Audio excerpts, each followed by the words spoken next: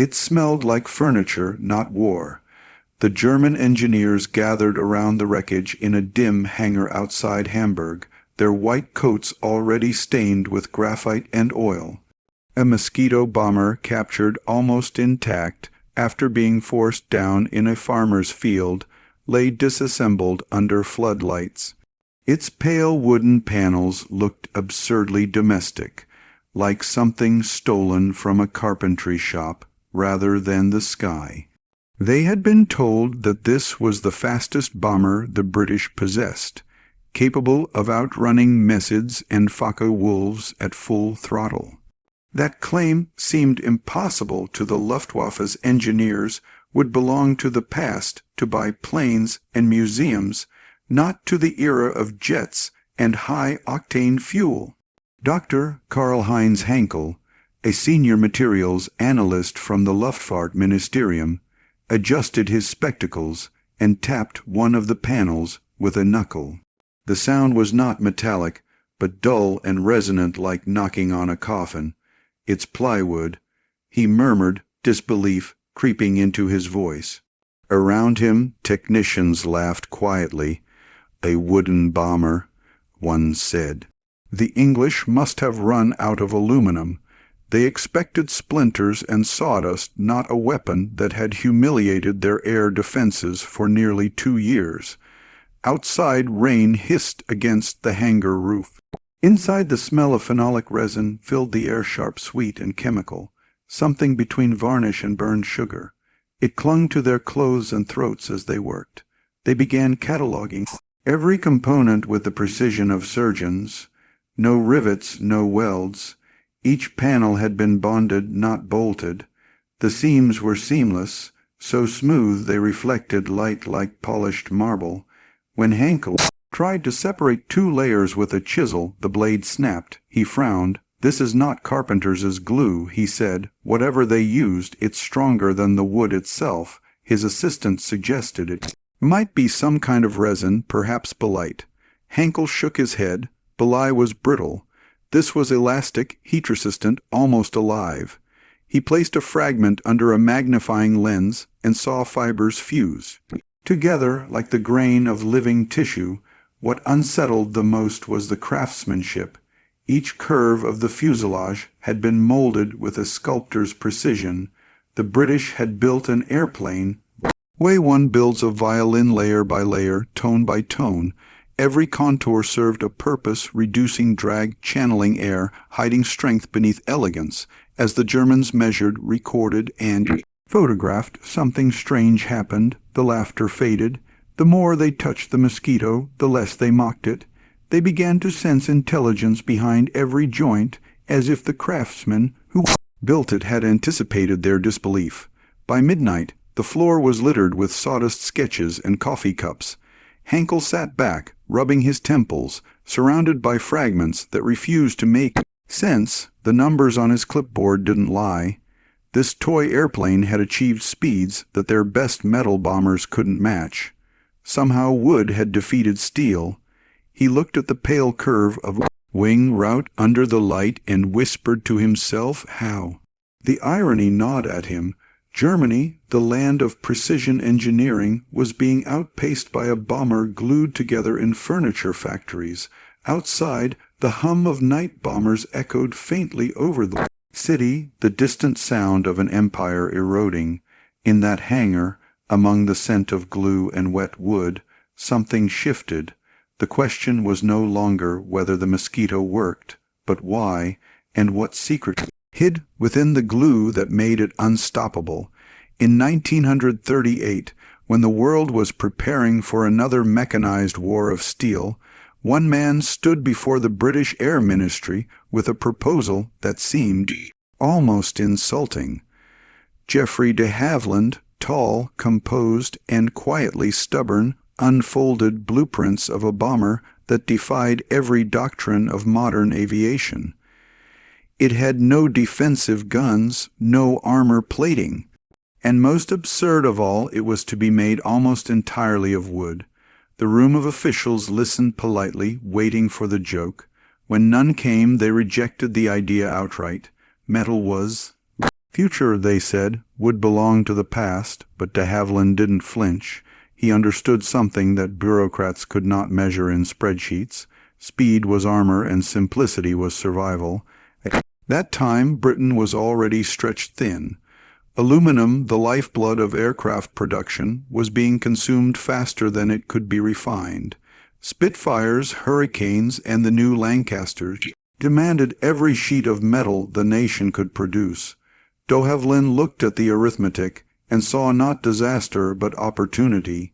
His company had spent years perfecting wooden construction for light aircraft and racing planes. Britain's countryside was filled with small workshops, furniture makers, piano builders, cabinet craftsmen, skilled men who could shape wood but had no place in the metal. Or what if he thought their hands could be turned toward building something faster, lighter, and quieter than anything on Earth?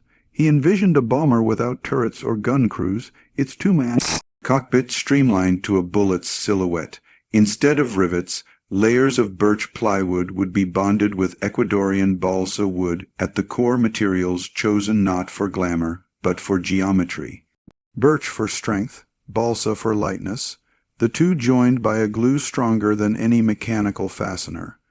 The technique known as laminated monoconstruction had been used in furniture long before aircraft, but into Haviland's mind it became an equation of survival. Every ounce saved in armor could be spent on speed. If it could outrun enemy fighters, it wouldn't need to fight them at all. When the war began in 1939, his idea seemed to evaporate under the weight of reality. The Air Ministry ordered bombers with guns, turrets, and thick armor flying fortresses of metal that could trade blows. But war has a way of humbling certainty. By 1940, after the fall of France and the desperate days of the Blitz, Britain faced shortages so severe that even impossible ideas were reconsidered. Havilland returned with a prototype design, insisting that his wooden bomber could be built in furniture factories without stealing a single sheet of aluminum from Spitfire production. Reluctantly, they approved one prototype. In the autumn of 1940, under gray Hartford skies, the first Mosquito took shape. Piano builders from London sanded the wings. Violin makers crafted the curved nose. Adhesive that bonded every seam came from furniture laboratories. Phenyl-formaldehyde resin, a synthetic glue that hardened into something close to amber. When applied between layers of wood and pressed under heat, it fused into a single material, neither wood nor plastic, but something in between light, resilient, and remarkably strong. It was quite literally born from craftsmanship and chemistry. On November the 25th, 1940, the prototype painted training yellow rolled onto the runway at Hatfield. Geoffrey de Havilland Jr., the designer's son, climbed into the cockpit. The engine roared twin Merlin tubistas, trembling like restrained animals. As the aircraft lifted, the crowd expected struggle. Instead, it leapt forward as if weightless. Within seconds, it was climbing faster than any bomber they had ever seen. At altitude, its speed exceeded 390 mph, faster than the Spitfire MC-1, faster than any fighter then in service. The Air Ministry observers silent moments before now whispered in disbelief. A wooden plane had outflown the best machines of metal and myth. That night, de Havilland walked alone through his workshop, past the half-finished frames, glowing under lamps. He placed his hand on one of the laminated panels and felt the warmth from the curing glue. It was smooth, alive with promise. The world would never see war the same way again. A bomber built from furniture, wood had just proven that imagination could outrun fear. When the Mosquito entered combat, it carried no guns, no gunners, and no illusions. Its survival depended entirely on mathematics. The first operational squadrons that received the aircraft in 1941 stared at it with quiet disbelief. Pilots who had flown lumbering Blenheims and Wellingtons were now expected to fly a bomber that looked more like a racing plane, slim, graceful, and unprotected. The crew consisted of only 2 men, a pilot and a navigator seated shoulder to shoulder in a cockpit barely large enough for both. There was no rear gunner to cover their backs, no armor plate between them and the flak bursts waiting beyond the clouds. The flight manual was brutally simple. If intercepted, do not fight run, keep the throttle wide open and trust in the Merlin engines. The Air Ministry, once skeptical, had now become obsessed with the Mosquito's speed. Official tests at Bossum Down had clocked the aircraft at nearly 400 mph, faster than any operational fighter in the Luftwaffe's inventory. But numbers on a chart and survival in enemy airspace were not the same thing. The Mosquito would have to prove that speed alone could replace armor.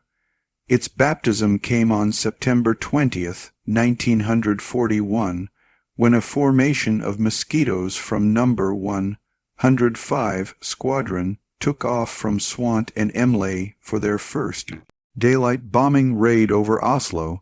The mission objective was precise: hit the Gestapo headquarters and escape before enemy fighters could react. At 50 ft above the sea, the bombers streaked toward Norway, their wooden wings slicing through spray and mist. Radar stations detected them too late. When the alarm reached Luftwaffe command, the Mosquitoes were already on their return course. German fighters scrambled from Stavanger but never closed the gap. Witnesses on the ground reported a ghostly roar followed by silence, as if the bombers had vanished into thin air. Every aircraft returned to base unscathed. The next test was far bolder. In January 1943, a Mosquito reconnaissance flight penetrated deep into Berlin airspace in broad daylight. The city's sirens wailed for the first time in months, not because of a massive raid, but because of 2 unarmed bombers flying faster than the defending fighters. The Luftwaffe's radar operators watched the blips on their screens accelerate beyond pursuit. When the Mosquitoes dropped their 500 lb bombs on the capital, Hermann Göring himself was in conference. Furious, he shouted that the attack was a personal insult. He ordered interceptors to chase the intruders at all costs. None succeeded. By early 1943, Mosquito crews had begun to understand the machine's rhythm. At 2,500 ft, it danced above flak bursts like a leaf on a storm. The laminated wood absorbed vibrations that would have cracked metal skins. Even direct hits often failed to ignite fires. The absence of aluminum meant fewer sparks and less fuel vapor. Ignition, pilots described it as flying a living thing, flexible, forgiving, responsive. One crew returning from a low-level raid over Cologne recounted how tracer fire chased them through the Rhine Valley. The shells seemed to float beside us, then fall away. It was as if the air itself was protecting us. The Mosquito's reputation spread quickly among both sides. British newspapers called it the Wooden Wonder. German pilots called it Dirtle halts the devil of wood. Its effect on morale was immediate.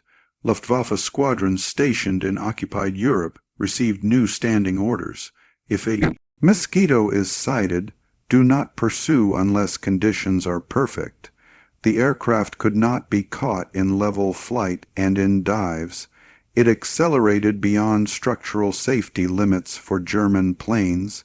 Each mission added new legends. In February 1943, Mosquitoes from No. 105 and 139 squadrons executed one of the most daring precision strikes of the war. The daylight raid on Berlin scheduled to coincide with a speech by Göring himself. As his words echoed through the Rito, the windows rattled with the shock of explosions. The timing was so perfect that German propaganda censors couldn't hide the humiliation. The unthinkable had happened. Wooden bombers had struck the heart of the Third Reich and escaped without loss. The success changed everything. The Royal Air Force began redesigning operations around the Mosquito's unique blend of speed and stealth. It became the preferred aircraft for photo reconnaissance, pathfinding, and surgical bombing. Every sortie proved a simple truth: the less you carried, the faster you flew. The faster you flew, the longer you lived. The men who flew it started to believe in its legend. They called it the plane that forgot how to die. But across the channel inside the cold laboratories and workshops of the Luftwaffe, disbelief turned into obsession. The German High Command wanted to know how a plywood aircraft could humiliate their finest machines. To them, it was not just a military failure, it was a scientific insult. Somewhere inside those smooth wooden panels was a secret the Reich had to uncover. In the spring of 1943, a British Mosquito on a reconnaissance flight over northern Germany was caught in a storm of flak. The pilot managed to glide for miles before crash landing in a marsh near Hamburg. Miraculously, the aircraft didn't burn. When German troops reached the wreckage, they expected twisted metal and melted fragments. Instead, they found something that looked eerily like a broken boat. Smooth wooden panels light enough for a man to lift, still smelling faintly of resin and smoke. To the Luftwaffe's technical branch, it was the find of the year. The order was immediate recovery. Everything, even the smallest fragment, was to be sent to a secret analysis hangar outside Recallen, the Luftwaffe's primary testing ground. Under harsh floodlights, the Mosquito lay on wooden trestles. Like a patient on an operating table, engineers circled it with clipboards and scalpels, their breath fogging in the cold.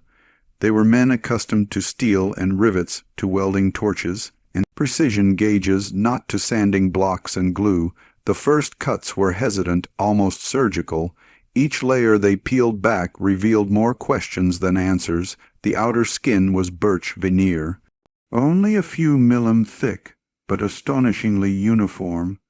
Beneath it was a honeycomb of balsa wood, light as air, yet remarkably stiff. Then came another layer of birch, all fused together as if grown from a single tree. Dr. Karl-Heinz Henkel led the analysis. He was an expert in materials fatigue, who had spent years studying the failures of metal airframes. Now he stood in silence, staring at the seamless joints. "They've turned carpentry into engineering," he muttered. His team measured densities, tensile strength, and shear resistance. Every test defied expectation. The laminated composite could bear almost twice the load of aluminum at half the weight. It resisted moisture, heat, and vibration. When one technician tried to separate two panels with a hydraulic press, the wood cracked, but the adhesive bond did not. The Germans had used syn glue, a milk-derived adhesive, in their own wooden trainers and gliders. It was cheap and easy to make, but degraded in humidity and heat. This British glue behaved differently. It seemed impervious to everything.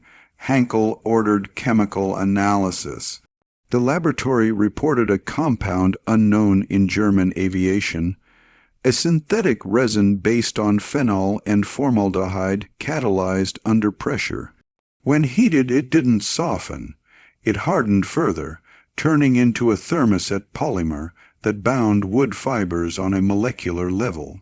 It was in essence synthetic armor hidden inside wood. Henkel couldn't hide his frustration. Germany's chemical industry, once the envy of the world, had produced wonders like synthetic fuel and rubber. Yet it had never developed this kind of adhesive. The reason was painfully simple resources. Phenolic resins required phenol and methanol derived from kohler, and both were being consumed by explosives production. Even if the Luftwaffe had known the formula, they couldn't have made it in quantity. The discovery ignited a mixture of admiration and despair. The Mosquito wasn't just fast, it was practical genius. Every component told a story of adaptation. The British had taken their shortages and turned them into innovation. The fuselage was shaped in two mirror halves molded over concrete forms in furniture factories. When glued together, they formed an airtight shell that required no internal bracing. The result was smoother, lighter, and stronger than any riveted construction. One of Hankel's assistants, a young engineer named Vogel, stared at the cross section of a wing under magnification. "It looks alive," he said quietly. "The glue lines formed patterns like the veins of a leaf." He was right. The structure flexed under stress instead of fracturing. It absorbed shock, dissipated energy, and returned to shape. In a world obsessed with rigidity, the Mosquito had been built to bend. When Hankel presented his findings to Luftwaffe Command, the room fell silent. He placed two samples on the table, one of aluminum, one of laminated birch bonded with the British resin. Wooden sample bent and snapped back. The aluminum one stayed deformed. "Gentlemen," he said, "we have been building the wrong kind of strength, but pride dies hard." Some officers refused to believe that glue could win a war. Others demanded a German replica, a Muka Ornat, to prove the concept. Yet deep down, the engineers knew the truth. They could copy the shape, the dimensions, even the engines. But they could not copy the soul of the Mosquito, the glue that turned fragile wood into a weapon. As they packed their samples for Berlin, the smell of the British resin still hung in the hangar. Sweet, sharp, unyielding. Hankel lingered a moment longer, running a gloved hand over the splintered wing. "They built this in a furniture factory," he whispered, "and we, with all our steel, cannot catch it. The order came from the top. If the British could build a wooden bomber that outpaced every German fighter, then Germany would build one faster, stronger, and deadlier." The project was given a name meant to mock its rival, Muka the gnat, a tiny insect meant to sting the British Mosquito. On paper, it looked like a statement of pride, an attempt to prove that German engineering could master anything the Allies invented. In practice, it became a slow-motion tragedy of overconfidence. The first prototypes were assigned to a small team at the Luftfahrt Forschungsanstalt in Brandby. They began with captured Mosquito drawings, and the fragments Hankel's team had meticulously catalogued. But from the beginning, the numbers betrayed them. The British had used lightweight balsa imported from Ecuador, a wood Germany could no longer access due to Allied blockades. Their engineers substituted pine and beech, harder, heavier, more available. A single wing section that weighed 280 kg in the Mosquito ballooned to 410 in the Muka mock-up. The glue, too, was a compromise. Without access to phenolic resin, the team reverted to casein adhesive mixed with formalin to slow degradation. It worked well enough in dry weather, but under heat and moisture it began to soften a flaw that every engineer recognized, but none dared report. Still, the Reich's propaganda machine demanded results. Hankel's reports warning of adhesive instability were quietly rewritten before reaching Berlin. Production orders were issued to furniture factories in Dresden and Kassel. Ironically, the very same kind of workshops the British had used successfully. But German workers faced different conditions: raw material shortages, constant air raids, and shortages of trained labor. The Mosquito had been born in creativity. The Muka was born in desperation. By late 1943, the first prototype stood complete. A sleek, pale imitation of the British aircraft. Under the floodlights, it looked convincing enough. Twin engines, smooth fuselage, identical dimensions. But the illusion ended as soon as it left the ground. During its maiden flight, the test pilot H-man Ernst Kessler noted sluggish controls and unexpected vibration at high speed. At 350 mph, the wings began to resonate. The laminated layers groaned audibly. Within minutes, Thin cracks spread along the leading edges. He throttled back and landed hard, the undercarriage collapsing under the strain. When engineers examined the damage, they found the culprit moisture had seeped into the glue lines, weakening the joints. The adhesive had not failed outright, but it had softened just enough to alter the aerodynamic shape. In aviation, just enough was fatal. The second prototype fared no better. Built with modified adhesives and extra bracing, it flew heavier and slower. On paper, it reached 360 mph faster than a Hankel. He won 111, but still 50 mph, slower than the Mosquito it was meant to catch. A third prototype broke apart entirely during a low-altitude dive test. The investigators tried to blame pilot error, but the truth was obvious. The wood had delaminated mid-flight, tearing the wing from the fuselage. By 1944, the Mosquito project was effectively dead. What remained were the reports, thick, meticulous documents filled with tables and graphs, but also something rare in German technical writing, despair. One memorandum from a senior engineer admitted that the design cannot achieve par with British construction due to fundamental material limitations. Another, written in the margins of a test report, reads simply, "We are fighting physics with paperwork." Inside the Reich Ministry of Aviation, no one wanted to deliver the news to Hermann Göring. His fury over the Mosquito had already become legend. He had promised Hitler that the Luftwaffe would reclaim the skies. Yet wooden bombers still flew unchallenged over Berlin, taunting them with each daylight raid. When he finally learned that the MUA had been cancelled, he smashed a glass ashtray against the wall and shouted, "We are defeated by carpenters." For the engineers, the humiliation cut deeper than any reprimand. Germany's identity rested on precision, metallurgy, and control qualities the British had somehow turned upside down. The Mosquito was not perfect. It was audacious. It broke rules that German engineering held sacred.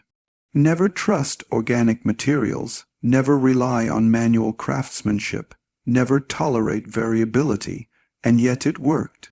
Its wooden shell flexed where metal would crack, absorbed vibrations, where rivets would fail. Hankel, who had watched the entire fiasco unfold, wrote in his personal journal that autumn, "We are trapped by our own logic. We have machines without imagination, and they have imagination without machines." He never sent that line to his superiors. It would have sounded like treason, but among his peers the sentiment spread quietly, an acknowledgment that the British had won not through superior industry, but through the courage to defy their own textbooks. As winter settled over the ruins of Germany's cities, the surviving Mosquitoes continued to appear above the clouds, sleek and silent. Their polished wood reflected moonlight like ghosts. Down below, the men who had tried to imitate them stood in their workshops surrounded by warped wings, cracked fuselages, and the bitter smell of failed glue. The Mosquito had proven the one lesson every engineer dreads copying: genius is easy, understanding it is impossible. By 1944, the Mosquito was no longer just an aircraft. It was a presence. It moved through the night skies of Europe like a rumor impossible to predict, impossible to stop. The Luftwaffe's radar operators dreaded the faint blip that appeared and vanished too quickly to track. Interceptor pilots called it Durachenjäger, the shadow hunter. Even ground troops, hearing its low whine at dawn, learned to look up in fear, knowing that if a Mosquito could reach them, no one was safe. The statistics told the story in numbers that defied belief. The average loss rate for heavy bombers like the Lancaster hovered around 5 to 7% per mission. For the Mosquito, it was less than one aircraft lost for every 200 sorties. It meant that a Mosquito crew, unlike their comrades in the slower armored bombers, could survive dozens of missions. Pilots began to joke grimly that flying a Mosquito was safer than walking across Piccadilly after dark. But behind the humor lay something extraordinary. An unarmed aircraft had become the most survivable machine in the Royal Air Force. Inside Germany, the disbelief turned into humiliation. Every intelligence report that crossed Hermann Göring's desk was another wound to his pride. He had once promised Hitler that the Luftwaffe would maintain absolute air superiority. Now British bombers made daily visits to Berlin. And the most infuriating of them all, the Mosquito seemed to choose its timing for maximum insult. In January 1943, it had dropped bombs on Berlin just as Göring began a radio address. In January 1944, it repeated the stunt during another high-profile meeting.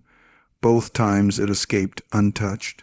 Göring reportedly shouted, "I turn green with envy when I see those wooden aircraft flying over Berlin. The British can afford to lose pilots, but they don't lose them because they fly so fast that our fighters can't catch them." The truth was more painful. The Luftwaffe had grown old while the Mosquito stayed young. Germany's best pilots were dying faster than they could be replaced, and the new generation lacked the training to fight an enemy that refused to play by the rules. Conventional bombers could be intercepted, predicted, herded into kill zones. The Mosquito ignored every script. It came in singles and pairs, flying at treetop level, then vanished into clouds. By the time radar picked it up, it was already gone. At Reckland and Peenemünde, engineers tried to develop faster interceptors, new variants of the Focke-Wulf 190, the high-altitude Mi 410, even the jet-powered Me-2 162. On paper, the jets could outrun the Mosquito. In practice, they could never be in the right place at the right time. Jet engines of the era needed long runways, perfect fuel, and gentle handling. The Mosquito needed only a patch of grass and 2 Merlin. For German civilians, the Mosquito became a psychological weapon more powerful than any bomb. Its raids were precise railway stations, Gestapo offices, communication centers, but they carried symbolic weight far beyond their physical damage. In Berlin, people whispered that the British had built a plane invisible to radar. In occupied Copenhagen and Oslo, the resistance celebrated each appearance as proof that the Allies could strike anywhere at any time. The Mosquito's roar became the sound of inevitability. The RAF understood this power and used it ruthlessly. When heavy bombers pounded German cities at night, Mosquitoes flew ahead to drop incendiaries and flares marking targets with pinpoint accuracy. When the bombers returned home, Mosquitoes returned hours later to strike rescue crews and command posts. They seemed tireless, omnipresent, untouchable. Even when flying alone, a single Mosquito could force the Luftwaffe to scramble entire squadrons of interceptors, burning precious fuel and exhausting pilots for nothing. The German High Command responded with desperation, disguised as strategy. New radar networks were built to track fast targets, and propaganda officers claimed that the Mosquito was overrated, that its speed came at the cost of payload. But the numbers could not be hidden. In 1944 alone, Mosquito bombers dropped over 1,900 tons of explosives, with fewer than 200 aircraft lost. The figure was so efficient that one British officer quipped, "It's not a bomber. It's a surgical instrument." By autumn, Göring's rage had turned to superstition. He ordered his aides never to mention the aircraft by name during briefings, as if silence could erase it. Fighter command logs show a pattern of exhaustion, pilots claiming to chase phantoms that vanished into cloud. Radar stations reported false echoes, moving faster than their calibration limits. Ground crews swore they saw mosquitoes at altitudes no piston engine could reach. The myth had outgrown the machine. Dr. Henkel, the engineer who had once dissected the captured mosquito, watched it all unfold from his laboratory. He had stopped correcting his colleagues when they called the plane a ghost. In his private notes, he wrote, "It is not the wood that terrifies us. It is the idea that something so light can carry such power." By the final winter of the war, the mosquito's very name could silence a room in Germany's command centers. Reports of sightings came with a sigh rather than an alarm. Everyone knew that by the time the warning arrived, the damage was already done. The Luftwaffe still flew, but its morale was hollowed out. For them, the Mosquito was not an aircraft. It was inevitability, precision, and humiliation shaped into wings. When the war ended in 1945, the Mosquito had already become legend. It had flown more than 80 0 combat sorties, photography, bombing, pathfinding, and night fighting with losses so small that even the statisticians doubted their accuracy. In the hangars of post-war Europe, its sleek wooden fuselage seemed an artifact from another world, something too elegant to have belonged to the chaos that created it. Germany lay in ruins at cities, scorched by the heavy bombers the Mosquito had guided with uncanny precision, and yet in the minds of the engineers who survived it was not the Lancaster or the B-7 they remembered with awe. It was the wooden ghost that had humiliated their science. At war's end, Allied inspection teams invited captured German engineers to tour Haviland's plant at Hatfield. Among them was Dr. Karl-Heinz Henkel, the same man who had once dissected a downed mosquito and declared its glue a miracle. Now he stood in the assembly hall watching craftsmen in overalls polish the curved fuselage halves before they were bonded together. The smell of resin filled the air again, sharp chemical unforgettable. He turned to his British escort, a young engineer barely out of university, and asked how many men had designed this process. The Briton smiled. "Not many, but thousands built it." That sentence stayed with him for years. In post-war report, Henkel wrote that the Mosquito's true secret was not chemistry or aerodynamics, but culture, a willingness to let craftsmen and scientists share the same space. Where Germany's factories had been ruled by rigid hierarchy and fear of failure, the British had allowed improvisation. A violin maker could teach an engineer about resonance. A chemist could learn from a furniture worker. Out of that collision of worlds had come something that no pure theory could have predicted. The lessons spread quickly. In the late 1940s, engineers on both sides of the Atlantic began experimenting with new laminated materials, fiberglass, resin composites, and later carbon fiber, all direct descendants of Mosquito's wooden skin. What had been born from scarcity became the foundation of abundance. Even the newly formed American aerospace industry studied de Havilland's methods. Boeing engineers called the Mosquito the ancestor of every composite airframe we build today. In Britain, the aircraft's legend grew quietly.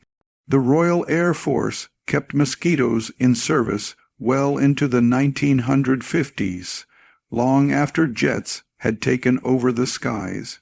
Pilots loved its agility, its silence, and its soul. One veteran said it felt like the airplane wanted to live as much as you did. Museums displayed it as a masterpiece of wartime design, but those who had built it remembered something humbler. The smell of sawdust, the rhythm of glue brushes, the sound of piano craftsmen hammering spars together while London shook under the Blitz. For de Havilland himself, the success was vindication. His impossible idea had not only worked, but changed the very meaning of engineering. He once told a journalist, "We were never trying to outmuscle the enemy. We were trying to outthink him." His words would echo through every generation of designers who followed. And for the Germans who had tried to imitate the Mosquito, the aircraft became a mirror reflecting their own limits. The Muka prototypes were melted down after the war. None survived. But in the archives of what became West Germany's new aviation industry, Hankel's notes endured. The final line of his last wartime journal read, "They proved that imagination, when disciplined by necessity, is stronger than steel." Time transformed the Mosquito from a weapon into a lesson. It taught that progress sometimes comes not from abundance, but from desperation, not from metal and muscle, but from daring to see beauty in the ordinary. Out of plywood and glue had risen a machine that terrified an empire and redefined what was possible. Today, historians still debate whether the Mosquito was the greatest aircraft of the Second World War. But the numbers speak for themselves. Faster than any fighter of its era, lighter than any bomber, and deadlier to the enemy's pride than to its troops. When you walk past one in a museum, its surface still gleams like varnished oak. You can almost smell the resin, the ghost of that glue that once defied an empire. The men who built it are gone now, their names scattered across archives and airfields. Yet their idea remains alive. Every time a modern airliner takes off with composite wings, or a spacecraft launches wrapped in resin and fiber, they proved that technology is not born from comfort, but from courage, the courage to build what everyone else calls impossible. So the next time you see a Mosquito's photograph, slender, smooth, and silent, remember what it represented. Not just British ingenuity, not just wartime necessity, but the moment when imagination outran fear. If you believe that true strength lies in daring to dream beyond logic, comment #1 below. And if you think the world still underestimates the power of human creativity, leave a like and subscribe for more untold what we do stories that remind us why even wood and glue can change industry. All from WW2 Memoirs World War Roman II.